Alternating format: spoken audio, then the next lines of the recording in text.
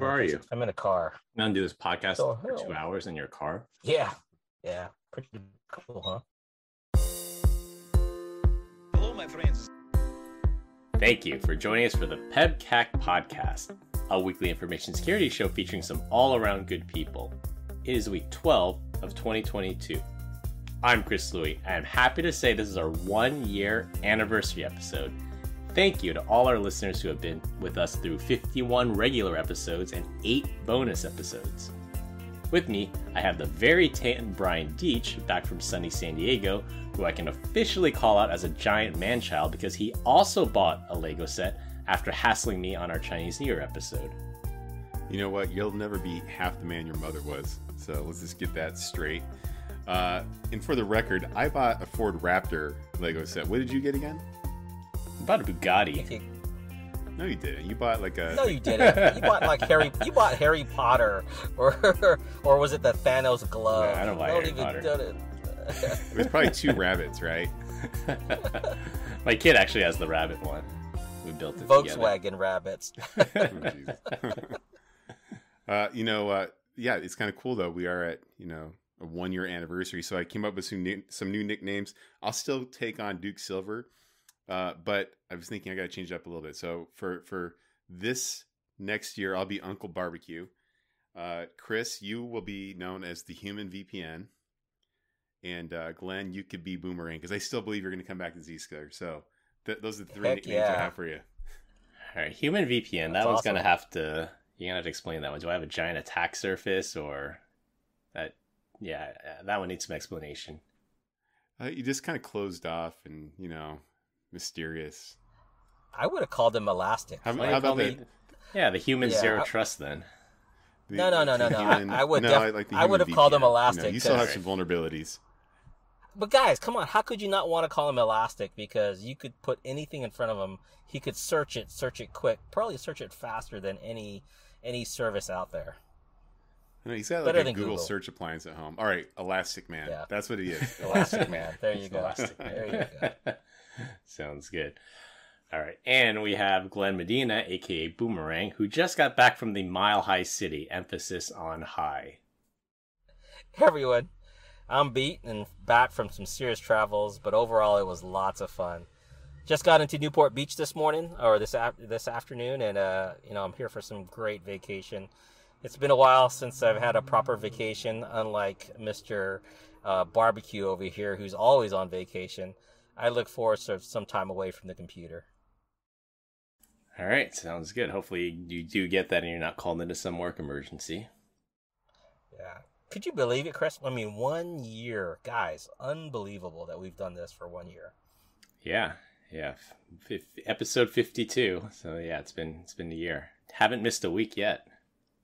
So, a fun fact, I actually had multiple opportunities to go to Denver over the years, but something always happened or came up. Either a customer canceled last minute or I had some type of family emergency. But I did finally make it out there in February 2020, right before lockdown.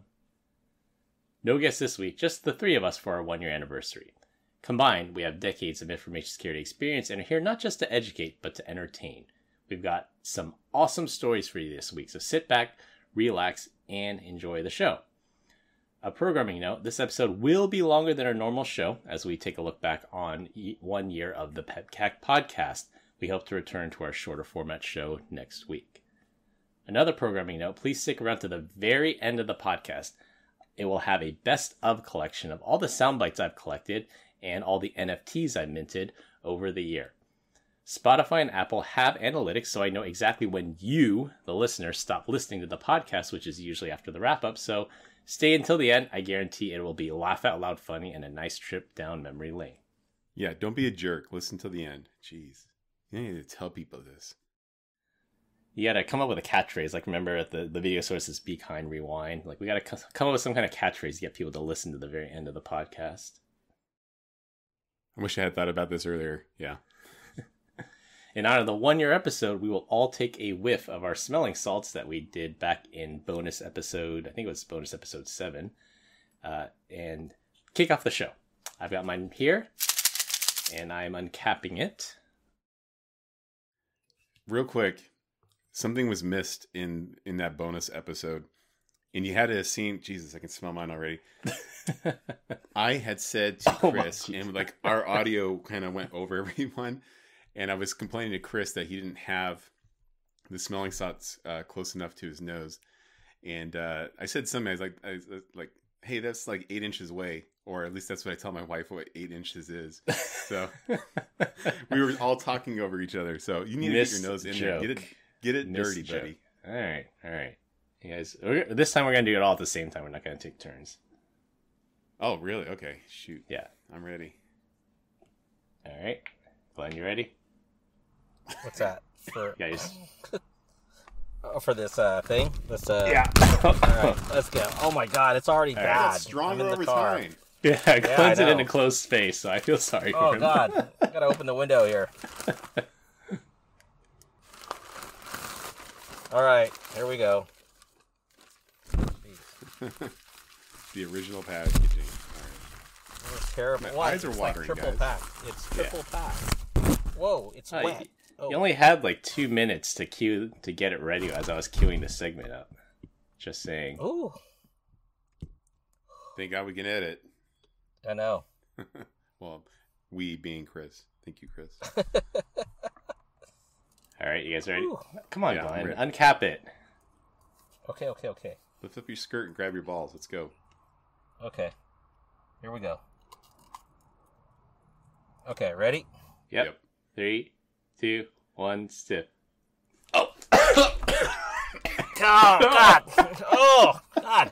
Oh! Like bone broth and penis pills. Jesus. Oh my God! I think I burnt some nose hairs. Oh my God! Oh! Oh. I should have took that deep know- breath. Oh! You guys know what? I need a pick me up.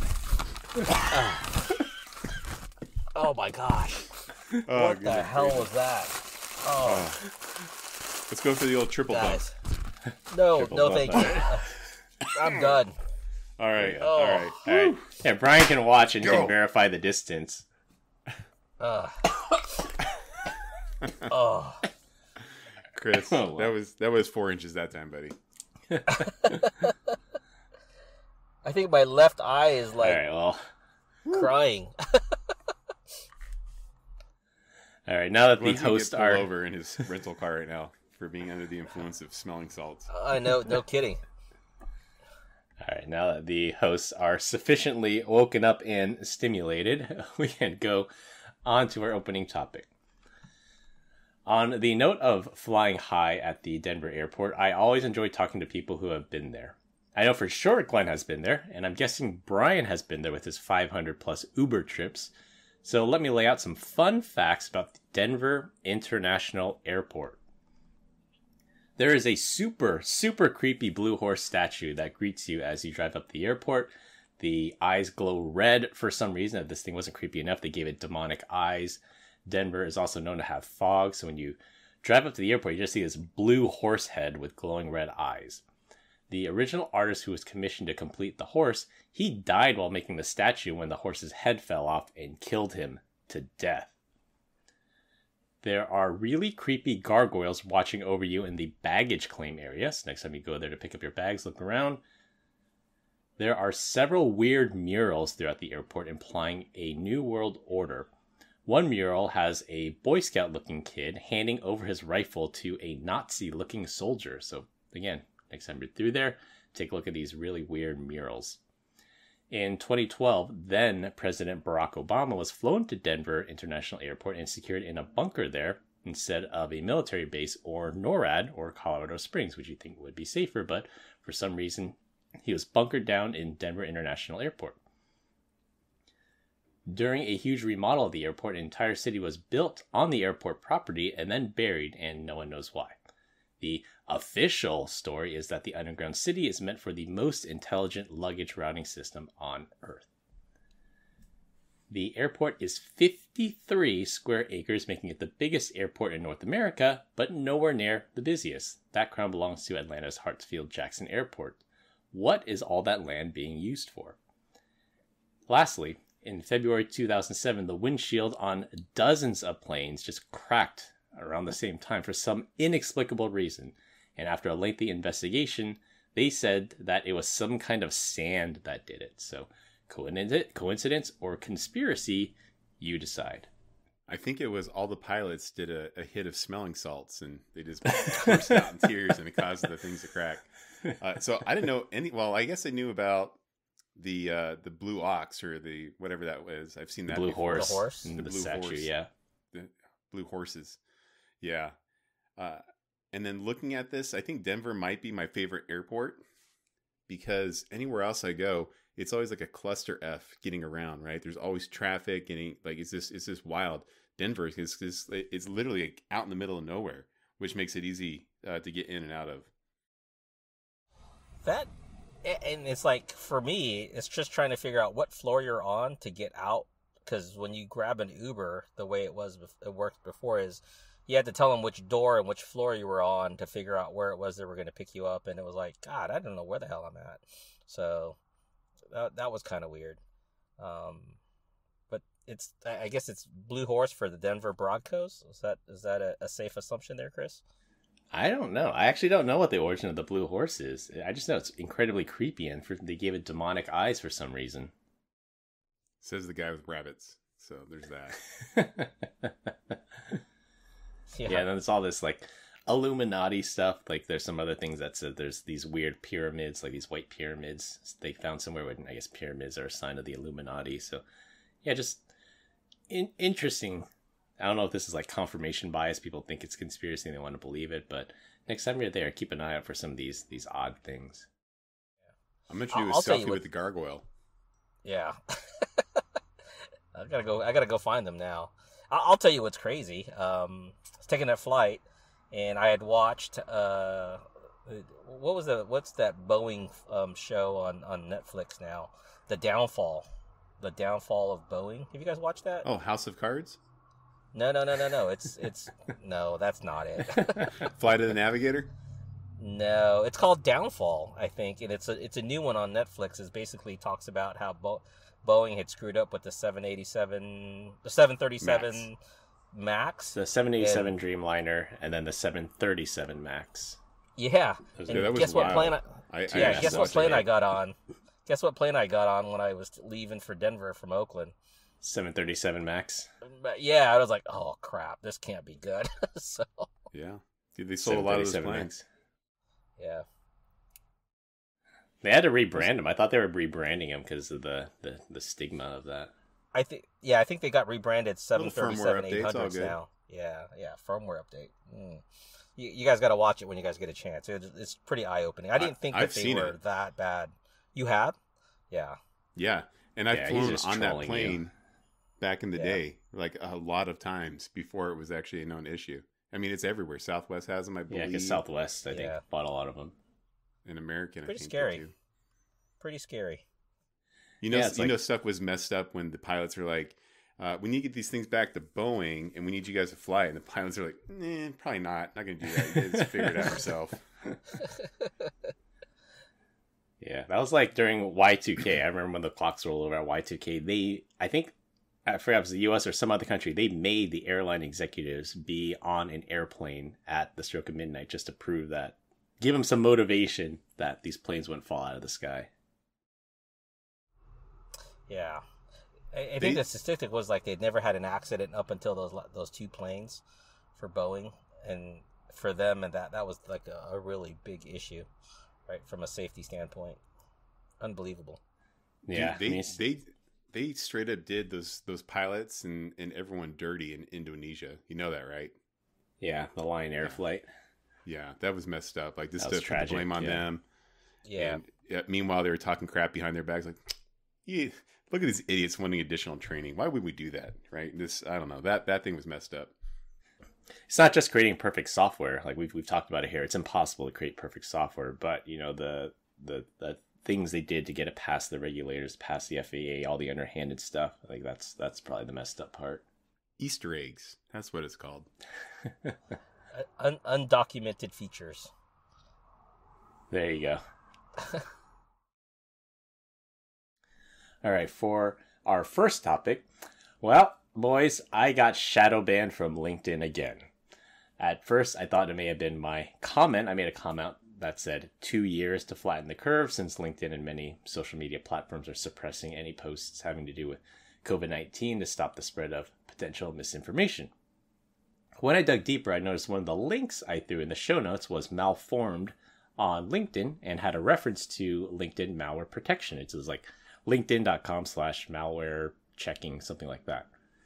The website I linked was legitimate. I ran it through VirusTotal, Zscaler Zulu, and they all came back clean. However, LinkedIn didn't like it, and they shadowbanned my post without notifying me. I deleted the link, and now my post is public since I'm getting views and likes again.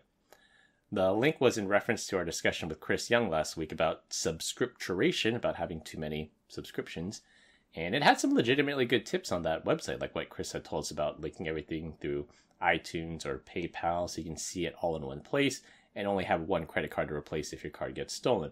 But for some reason, LinkedIn thought it was malware and shadow banned me. How did these guys sleep at night? Jesus. I know. Someone needs to tell them. There's no I in team, but there's 3 U's and shut the F up. What does that have to do with anything? It's like, I don't mind so much. Like, if I posted something malicious, fine, mistakes happen. But for them to shadow ban me and not tell me how to fix it, I think that's where they need to step up their game. Yeah, especially when you've got things like a podcast going on that's going out weekly. It's kind of odd that we're not. Maybe we need to double check on this, Chris, and create a bot or some script to figure out if we're getting access or not. Maybe that's where Uncle Barbecue and myself can help out. Yeah, well, Uncle Barbecue was wondering, how come I didn't see the post this week? And then he didn't say anything. So my other early detection system failed. I mean, obviously, like, I'm not headlining in that, so why would I even care? Maybe we need to take him back to Duke Silver, and he would pay attention. Yeah, who knows? It's supply chain issues, right? Yeah, I think it's more like a badge of honor now. It's like, how many times have you been shadow banned by LinkedIn? I actually went back, so this got me wondering. I went back to my post about Flat Earth, and I was wondering, I'm like, okay, maybe something else got me banned, not the Flat Earth stuff. So I looked through the post again, and yeah, sure enough, there was nothing wrong with it. I think LinkedIn just doesn't like flat earthers, and I was semi-joking about saying the world is flat, and they took it too seriously and shadow banned me for that. That's some serious... I mean, the ability for them to do that based off of the 2 words, that's censorship, right? I mean, but again, they're not a public media service. It's kind of, like I said, I think that's going a little overboard there. Yeah. Yeah, it was either my comment about the Earth is flat, or I had a link in the show notes to the Flat Earth Society, just as a joke, but apparently LinkedIn didn't think it was that funny. All right, for our next topic in Russia-Ukraine news, Russia has created a national certificate authority in response to crippling international sanctions. It's not that Russian websites had their SSL certificates revoked, it's that due to these crippling sanctions, website owners are unable to renew their expiring certificates. About 1.5 years ago, all the major browser developers led by Apple said they would only honor certificates with a lifespan of 13 months or less, so that means renewals will have to happen more frequently, and the sanctioned website can only stay secure for a maximum of 13 months.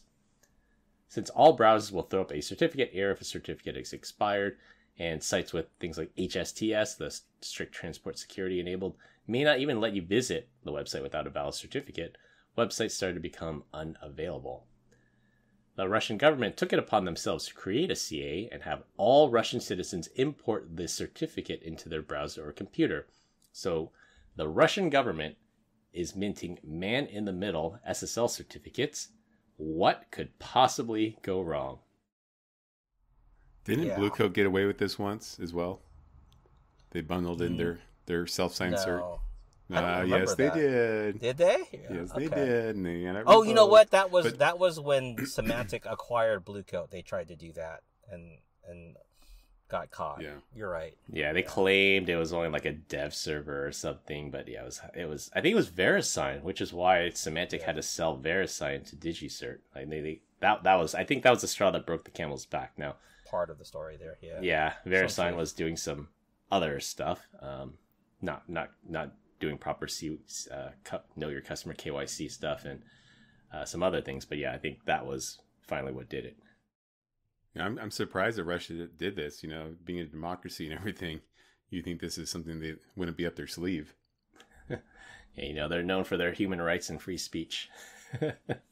I just want to know, where am I going to get all my cheap cologne, polyester suits, and Adidas jumpsuits from now that I can't, do business over there? I think it was the opposite. I think if Adidas threatened to stop sending their tracksuits over there, then we might get Russia's attention. No, I want the off-branded, like Russia version of the Adidas jumpsuit, right? Like it's 3 stripes, but it's a little different. Yeah, or 4 stripes, or. Well, you could do the Adidas Filipino version. It's got a chicken, because Adidas in Filipino stands for chicken feet. So.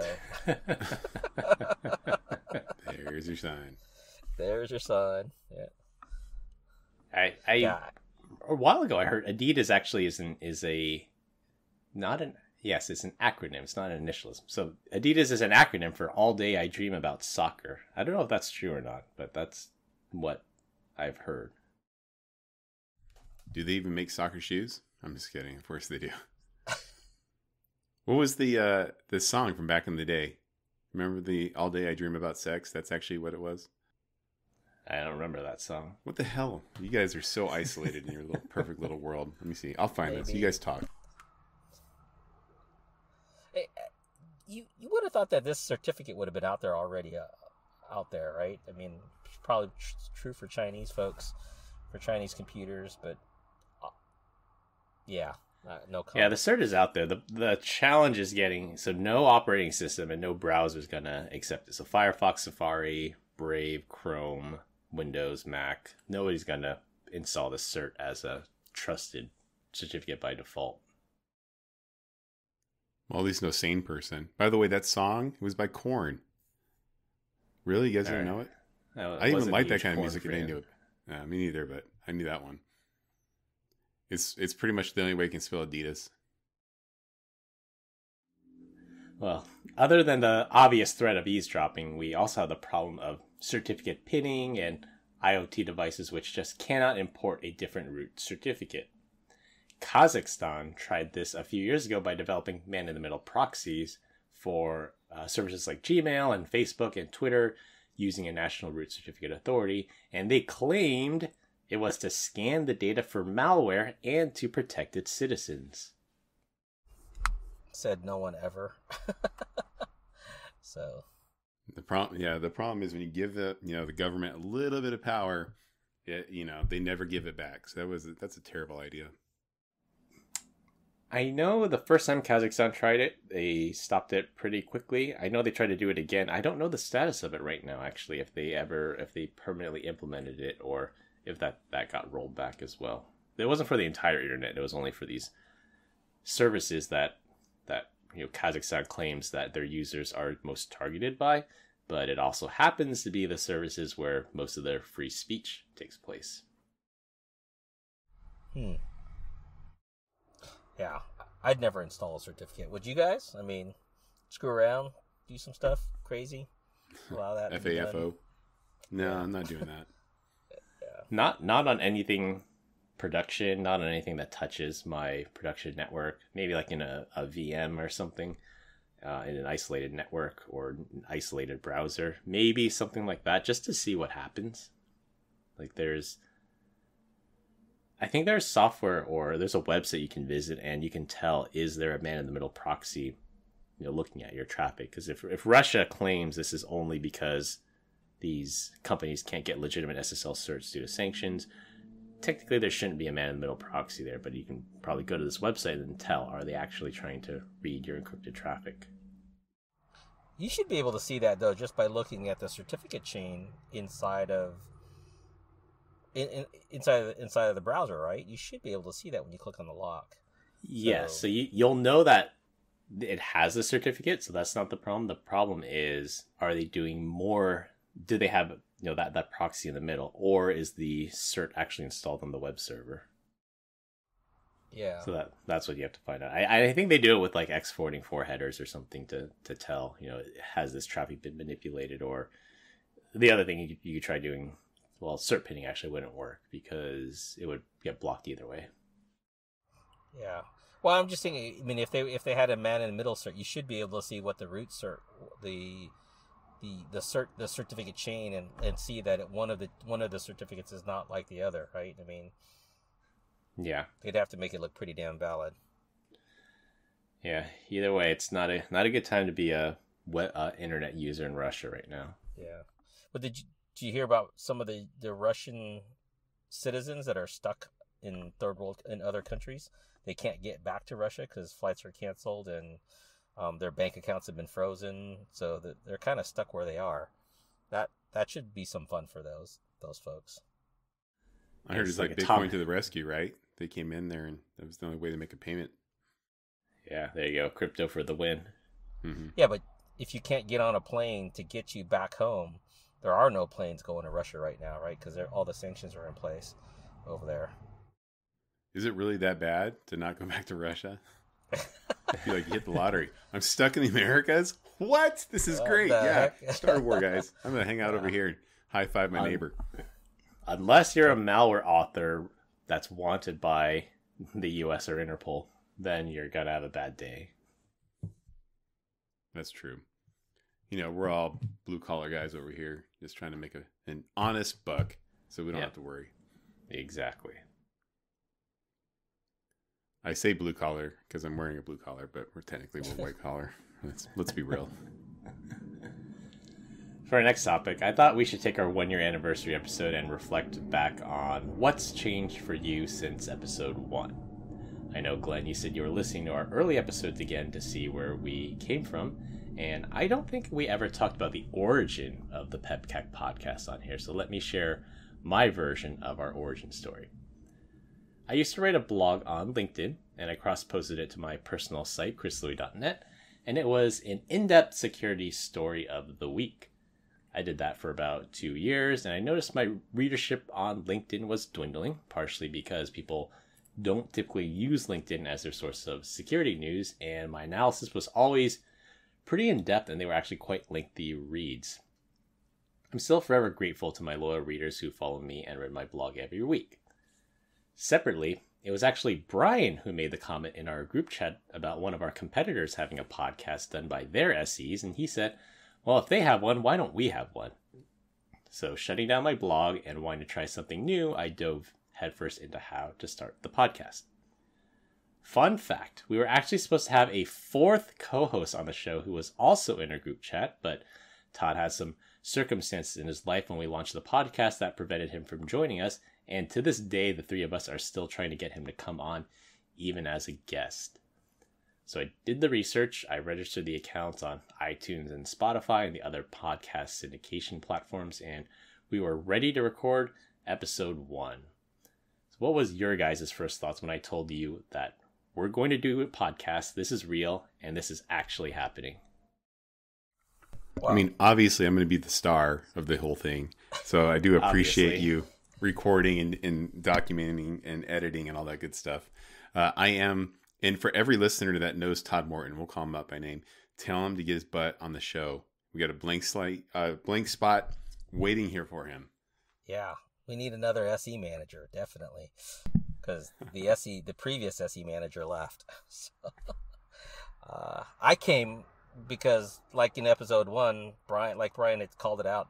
I heard there was going to be punching cookies, which is why I came along as well, right? So, and to this day, guys, everyone on the podcast, I still have yet to get my punching cookies.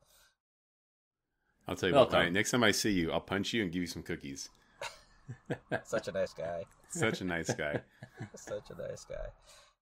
I think, didn't we evade something weird? By the way, it was perfect timing because it's impossible to even get onto iTunes anymore with your podcast. Isn't that correct? It was, so it's not impossible anymore. They shut down new podcast submissions shortly after because they were getting ready to launch their subscription plus service, or Apple Podcast Plus, where you could have premium podcasts. So I think it might have been for a few weeks or for a month, you couldn't submit any new podcasts. So yeah, we got in right under the wire and we got published right before that. They stopped accepting new ones, but I think now they're back open. Yeah, I for one was happy. I mean, I'm glad I met you guys, was able to be part of the group, and got invited to do the podcast. And I'll be honest with you guys, and all the listeners that are out there, I do nothing but provide comical relief for these two guys here. They're the brains of it, and again, Chris does a lot of the major work here. He's the one that we submit our feeds to, and he does all the splicing and the work and gets things done on time. So kudos to Chris and my other cohort here, Uncle Barbecue, who does the other half of my comic relief. I mean, let's be real. Like, all the NFTs that are minted are just of me and you. Homeboy never puts himself on blast. So. I know, right? We need another party to come in here and take care of this. We need you need an independent adjudicator to call out the fun. Either that or I'm just not that funny. No, you're funny. You just don't want to. You just don't want to be. Like, you just don't want to have an FD of it. He's got a filthy mouth. He's got the funniest jokes. He's like in the background juggling, chainsaws and machine guns. But then you get on. As soon as you start recording, he's just Mr. Normal. Don't have any idea. Yeah. Well, when we finally become profitable and start making some money off this podcast and get sponsors, we could outsource the editing to a third-party company. Well, wasn't one of the precursors to the podcast as well was when we did the dancing video for our sales enablement team, when we all got together on Zoom and was dancing the Harlem Shake. Do you guys remember that? We did do the Harlem Shake video. That was actually really fun. Yeah, that was with the four of us. We actually made it, and all four of us got to do that.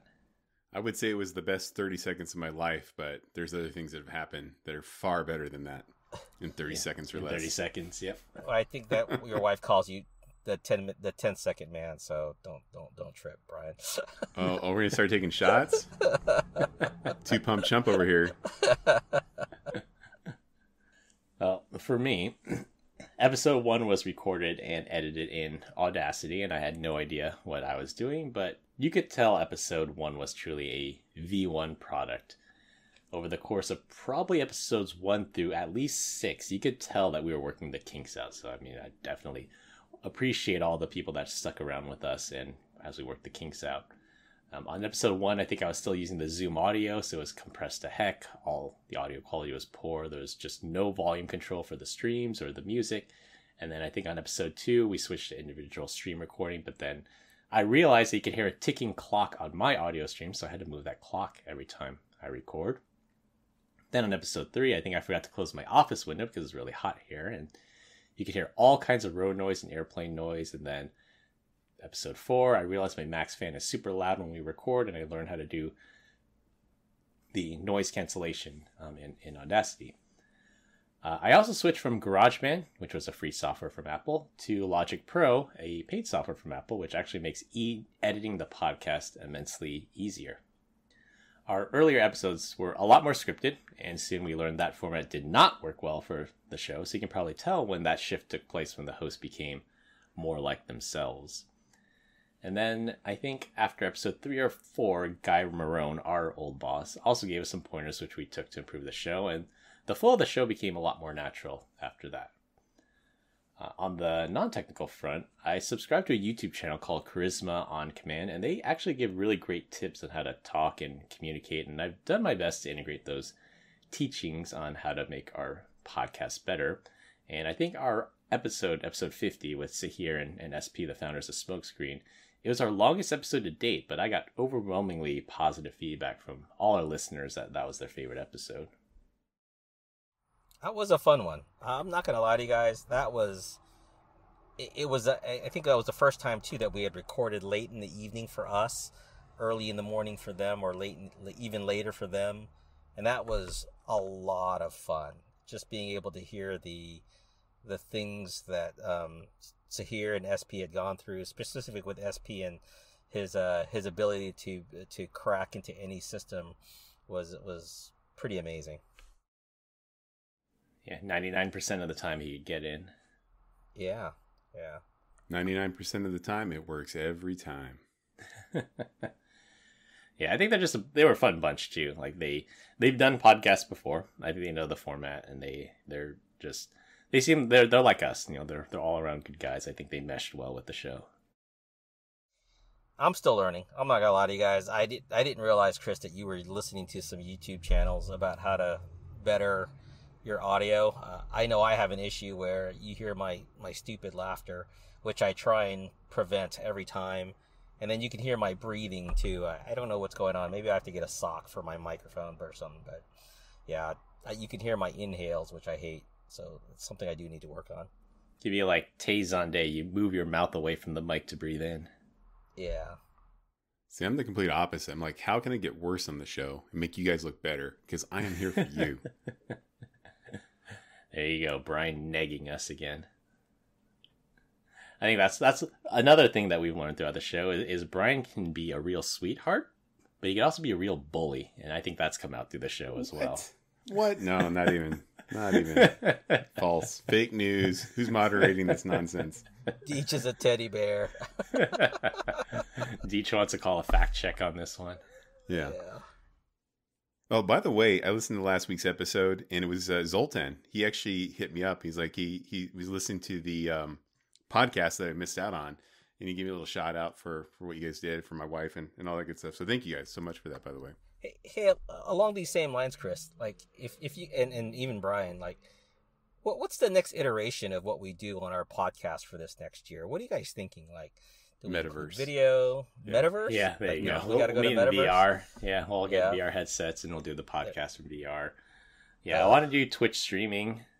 I got to get that. Well, the technical part of Twitch streaming is easy. I can just stream in. We'll use OBS and like everyone else does.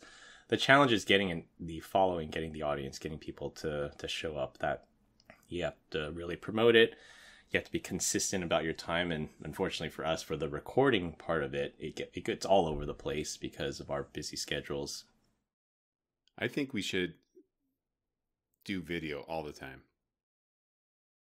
Yeah. Yeah. Chris is like, yeah, but great idea, Brian. Why don't you edit it?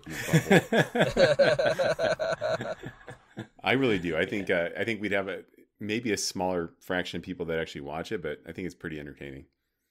Yeah, that, and we don't have to worry about the not safe for work tag on YouTube as much because we're not going to monetize it, or I don't plan to monetize it. What? I don't want to get flagged on iTunes. Chris, take that back. What do you mean we don't plan on monetizing this? What are you talking about? Because it would be so hard to strike out everything controversial that Brian says. We would get demonetized in a second, and I'd have to review all the tapes and bleep out the parts that would get us demonetized. I don't know. Like, are you being legit right now? That can't be true.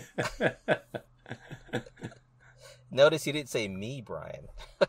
I know. I feel like Although, once again, this is the problem. When you're the only white person on the podcast, you get bullied. But you're called the bully. This minority thing sucks. Although I can't check remember. your privilege, Brian. Was I the first one that you bleeped, Chris? Did you bleep me first? Yes, before Brian? I think so. Okay. And I think I said in the group chat, I'm amazed that Glenn was the first one I had to bleep out on this podcast.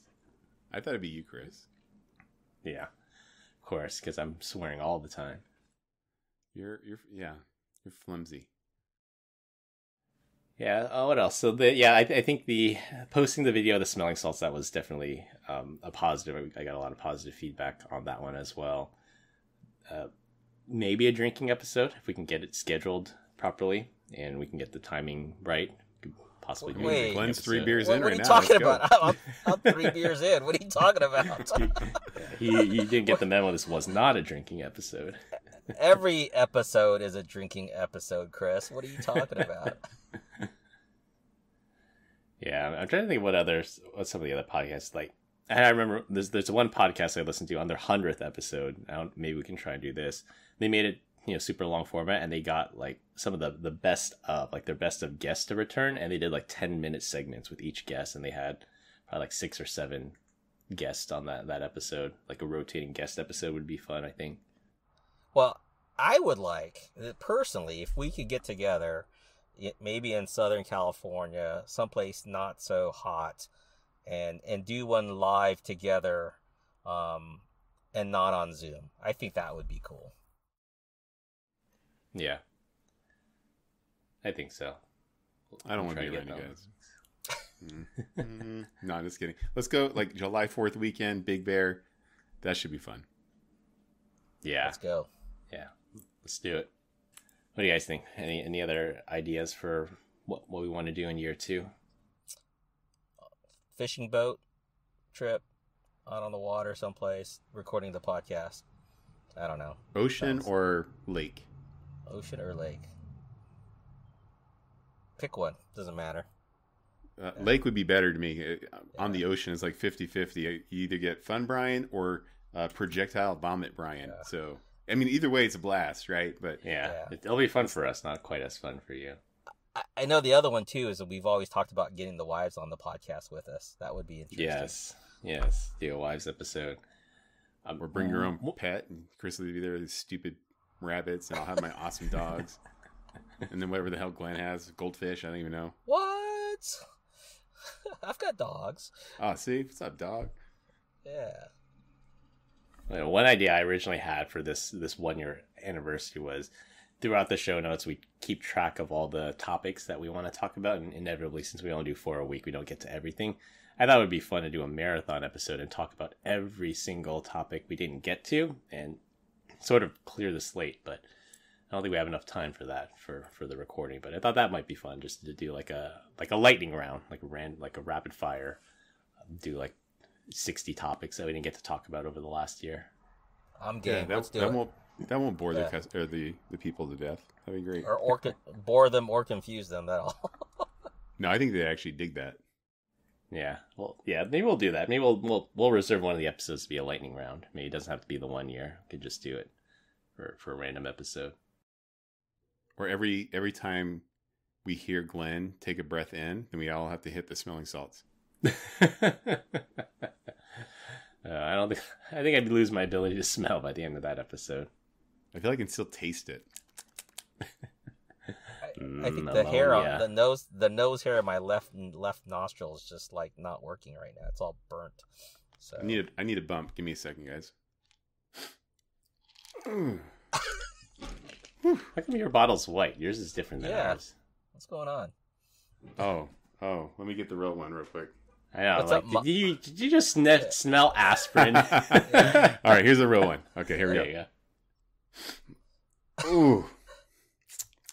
Yeah, that's not as bad as the first one, or the second, or the third. Yeah, it's because your sense of smell is getting worse with every sniff you take. I am crying now. All right, our next topic is actually related to what we've been talking about. Pick one reasonable guest that we could actually get for on the podcast, and pick one guest if it could be anyone alive today. So while you guys think about that, my reasonable person pick, we've always had SEs and SAs on with a technical background. I think it would be fun to get an outside perspective on tech. And I always wanted to do an episode with our wives, but we didn't have the time or opportunity to do one when we were all in Costa Rica together. But we all got along really well, and I think it would be a fun conversation. So thank you, Glenn, for stealing my idea there. Sorry. For the guest of anyone alive today, I've heard, I was thinking Elon Musk or Donald Trump. They're both very polarizing people. I've heard Elon is a very tough person to interview. But for a more unconventional pick, I would say Steve-O of Jackass fame. He's been through a lot. He's had a lot of ups and downs in his life, but I think he's a genuine guy with a really interesting story, and I'd want to hear about that. I like Steve-O. He's pretty funny, dude. And you're right. I think he is genuine. Now that he's getting older, he's definitely matured a lot. Yeah, I mean, like anyone that has a tattoo of a picture of themselves on their back, like that person has an interesting story. No, that's exactly how it looks, right? It's two thumbs up. He's just like, that's not interesting. That's just dumb. But that's just me. I don't know about you guys, but it is. But it's like what decisions in your life led you to the moment where you told the tattoo guy that says, "I want a picture of myself tattooed on my back"? It probably started with Johnny Knoxville. He's being a jerk. Probably. Maybe lost a bet. Yeah. Could be. Yeah. He's lucky he got a good tattoo artist to do it, because I've seen some really bad facial tattoos, and you're like, that doesn't look like that person at all. No regrets. No regards. Regrets. Yeah. Yeah. I think for me, it would be fun to get someone out of the sales group, right?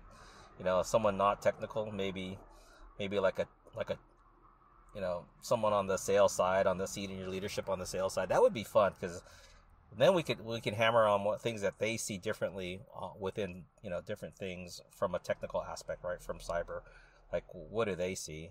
They make fun of them because you're so dumb. Yeah. I told you Brian's a bully. That's exactly Oh, it. what? Yeah. Damn it. All right. Yeah. That's true. That was a good one. Yeah. What about anyone alive? Anyone alive that I'd love to talk to? I don't know. It'd be a good one. What would be a good one, guys? That you'd want to talk to?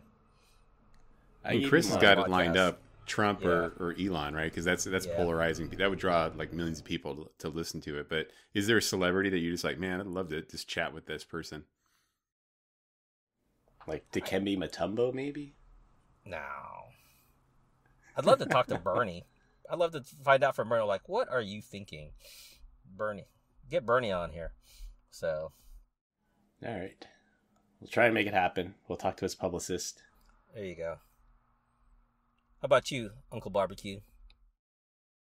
Uncle Barbecue would definitely take probably someone from the channel, right? And for the listeners that don't know what the heck I'm talking about, people that resell our product, I'd like to have maybe another architect come in and hang out with us and give them some of their perspectives on it. This is from their like a different lens. I think that'd be kind of cool. How about a And then competitor? Oh, you want to see Brian become a bully? Bring a competitor in. That's when that light switch is going to go off, right? I'm going to have this guy. He's going to go home. He's going to park his car in the garage, leave it running, roll the windows down. Game over when I'm done. So if anybody wants to have that conversation, I definitely do like comedy. I have a couple different people. So if I was going to shoot for the stars, right now, and probably for maybe the last 10 years, I think freaking Danny McBride is hilarious.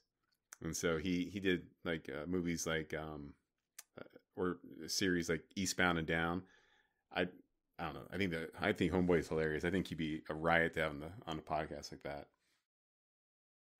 Yeah, I think having a comedian on would be fun because when I listen to podcasts and they have comedians on and they're really good at throwing it back. Like when you're up there doing stand up, and I forgot which comedian it was, but it might have been Steve Hofstadter, but someone does a really, really good job of dealing with like hecklers in the audience and being able to think on your feet like that and being able to throw it back. Like I think that lends itself really well to the podcasting format. For our teenage audience, throwing it back means something completely different. Yeah. So, I'm gonna have to you dict this, like look it up on Urban Dictionary, because yeah, you are. All right. So there is one guy. I mean, I think if we were able to either get on his or we can get him, it would be Joe Rogan, right? Because that guy is so freaking cool, and his talk track, how deep he thinks, and maybe we get to take some mushrooms with him, and chill out. So. Microdose, okay. Yeah. Well, you put it out there, right? It's in the universe now. Make it happen. That's it. Huh, what do you know? So throwing it back does have a different definition. Is that by this That means does. that I can read out loud, but I'll leave it at that. You are officially old now, Chris. You've broken the line. You're I no guess longer the so. young I'm gonna have guy. to start looking things up on UDick to figure out what Brian's talking about. Well, he's got kids that are of this age that would know, so that's probably how he hears about it. But throwing it back means you ask someone a question or you say something and the other person can respond. Like the sign of a really bad podcast guest is when you say something and then the guest just doesn't say anything back, and they're not throwing it back, and they're just letting the conversation die. Oh, okay. That makes way more sense. By the way, my kids brought to my attention, if you use Urban Dictionary with my last name, that's definitely has some questionable content there as well. You know who else?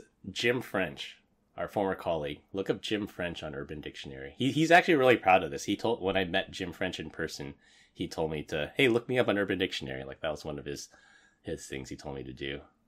I will have to do that. Deech. And Brian is showing us on screen, trying to distract us from the show. All right, links. All these links will be in the show notes. Have fun with that. Oh my God, the Jim French one's great.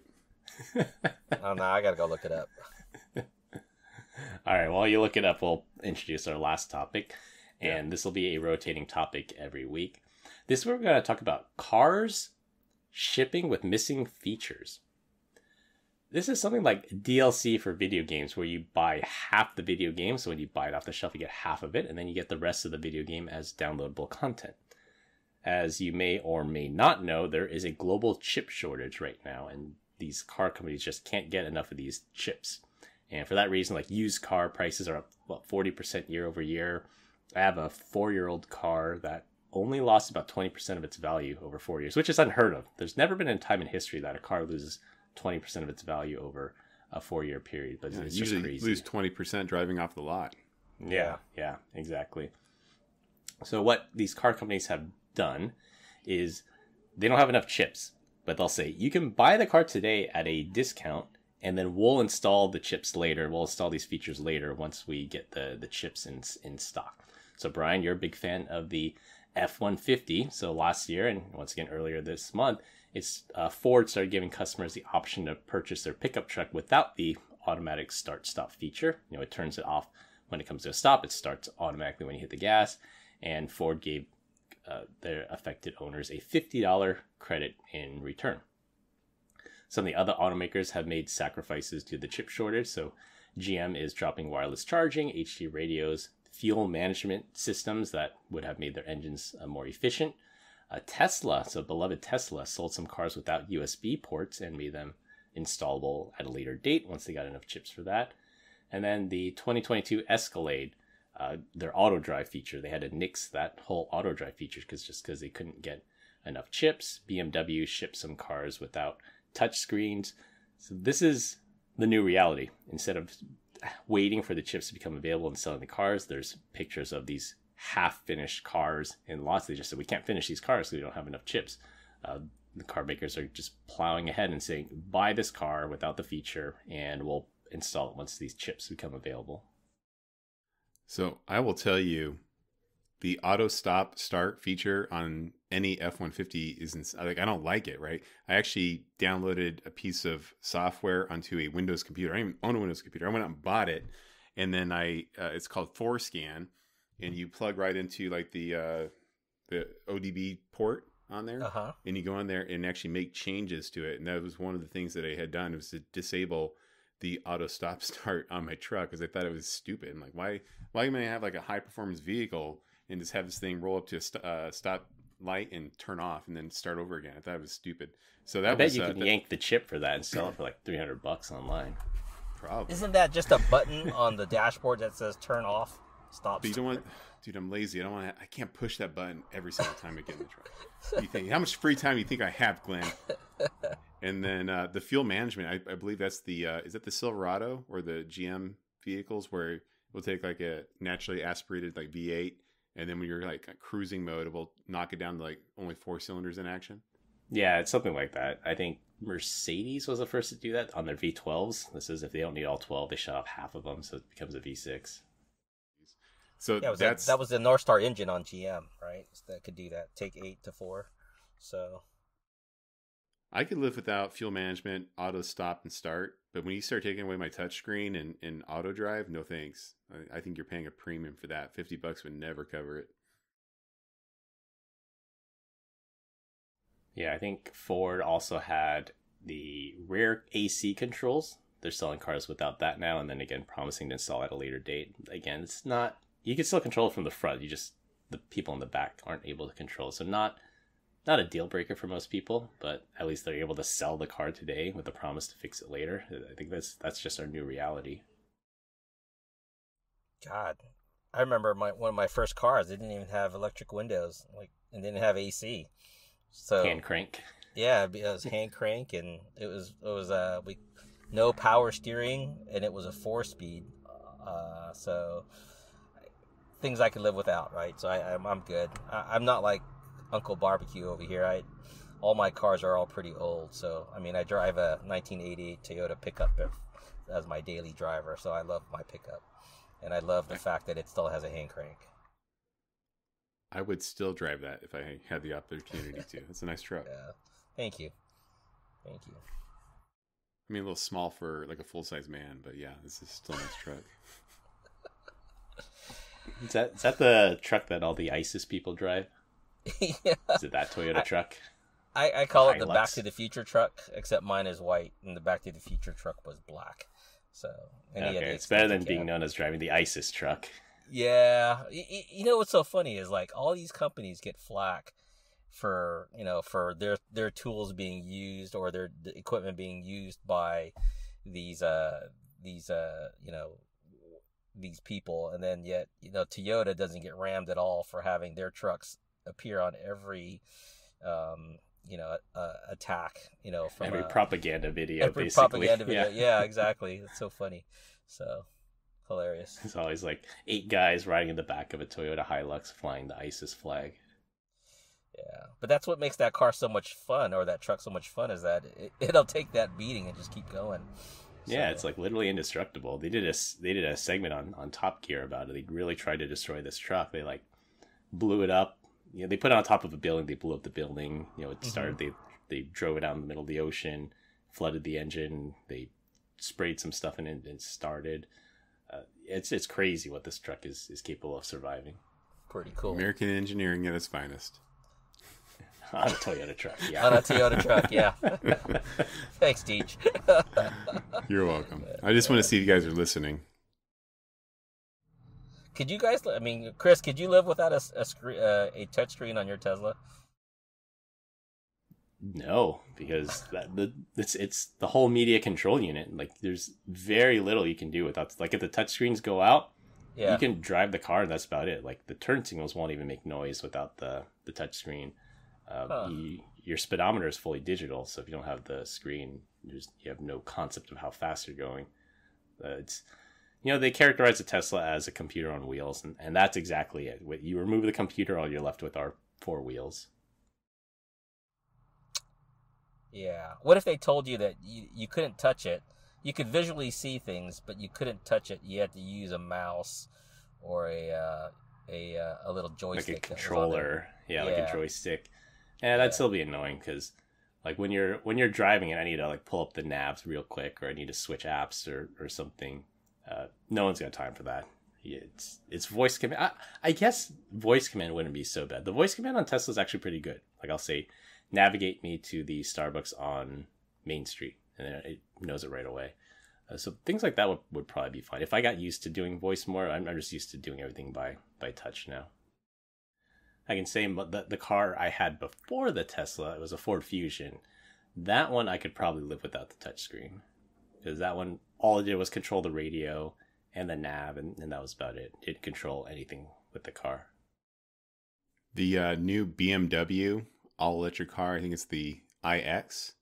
This thing is insane, and I don't know what it is about BMWs, but rather than even have, I don't even know if it actually has a touchscreen, but it actually has like a joystick or a touchpad or something going on. So it's kind of like you're cruising with one hand up, right? And then the other hand's down there.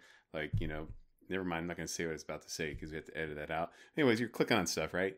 It seems pretty interesting. And then they start going over some of the other features of this. It's like, we have heated seats, right? That's normal. But now they have heated armrests, like against the door is heated up, or the center console warms up now too. I'm like, dang, what a time to be alive. What a time to be alive indeed. See what I mean, Brian, about you demonetizing us all the time?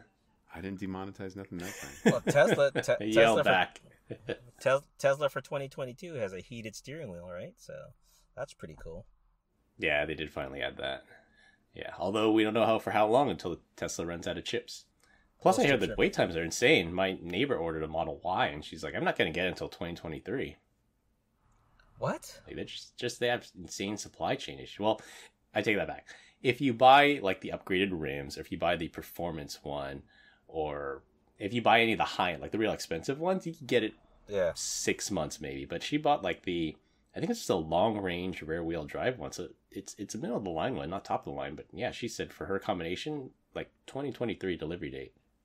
Yeah, when you go to their website and do that, if you want to get your vehicle faster, you just say that you want the full self-driving, and they prioritize the vehicle.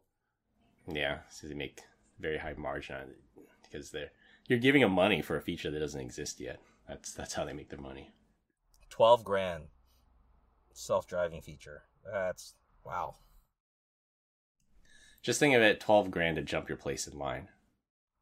Yeah, no thanks. I'll wait. I'm cheap. Well, we continue to get great comments about our dad joke of the week. Dad joke of the week. This week we are all up in honor of our 1-year anniversary. So I'll go first.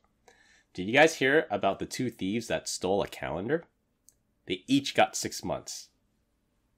Wow. Go ahead, Brian. All right. My wife's SUV has a button on the dash that says rear wiper. I cannot wait to use it. It's going to wipe my butt. Come on, guys. Laugh. Jesus. Wow. All right. I think a year ago I made a joke about my dad and his password, and I love my dad, but so I was named after my dad because I couldn't possibly have been named before him. Womp womp. All right, to wrap things up, I get Shadowbanned again. Russia created their own certificate authority. We talk about what we learned in a year of doing the podcast and who we want on next. And cars will soon have DLC. That's all we have for this week. We hope you enjoyed this week's episode. Thanks for sticking around for our whole first year of the podcast. We hope there are many more years to come. Stick around for the best of sound bites and NFTs at the end of the show. You can find us all on LinkedIn. Links will be in the description. Follow us on Instagram at PEBCAK Podcast. Thank you to all our listeners and subscribers who rated us 5 stars in the iTunes Store and Spotify and left us a review. We appreciate you all spreading the word to help grow the show. The best way to find us is to search for the PEBCAK Podcast on your favorite podcast listening app. For my co-hosts Brian Deach and Glenn Medina, I'm Chris Louie. Thanks for listening. We'll see you all next weekend. As always, have a nice day. Thanks, everyone. Mission Have a good control one. out. Have a nice day.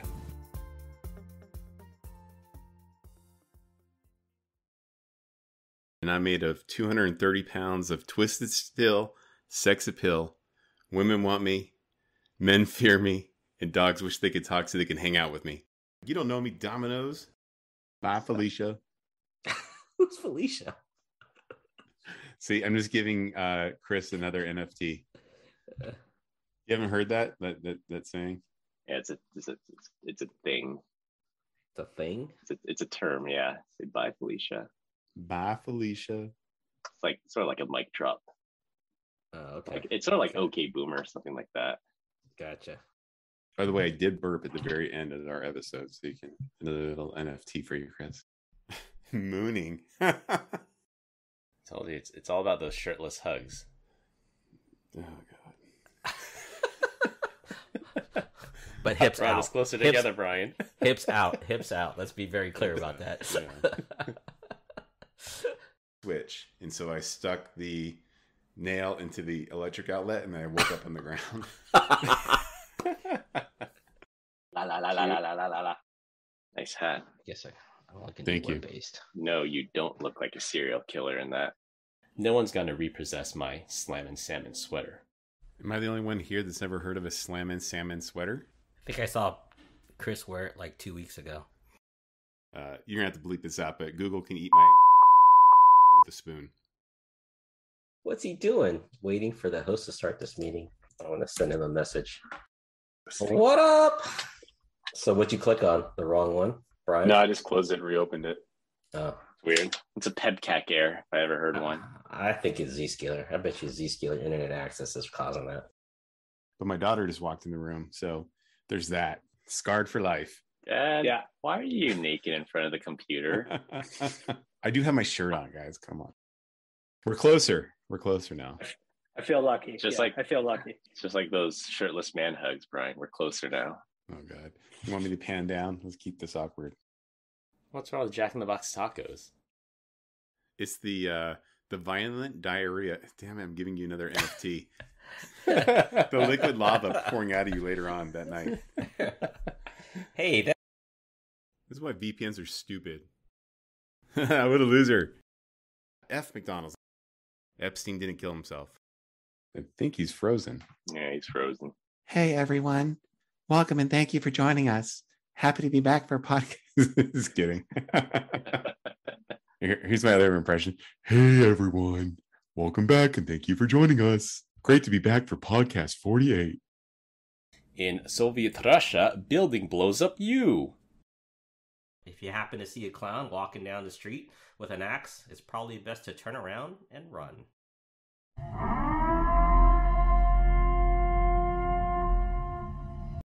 Have a nice day.